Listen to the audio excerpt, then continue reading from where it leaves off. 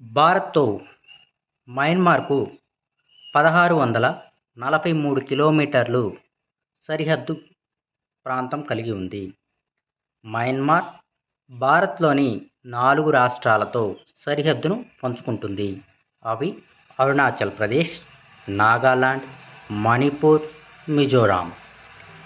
భారత హోంశాఖ మంత్రి రాజ్నాథ్ గారు మయన్మార్తో ఫెన్సింగ్ను ఏర్పాటు చేస్తామని ప్రకటించారు. దీంతో మిజోరాం, నాగాలాండ్ రాష్ట్రాలు వ్యతిరేకించాయి. అరుణాచల్ ప్రదేశ్, మణిపూర్ రాష్ట్రాలు స్వాగతం పలికాయి. అంతకుముందు మయన్మార్కి ఇండియాకి మధ్య ఎఫ్ఆర్ఎం ఫ్రీ మూవ్మెంట్ రెజ్యూమ్ అనే ఒప్పందం ఉండేది.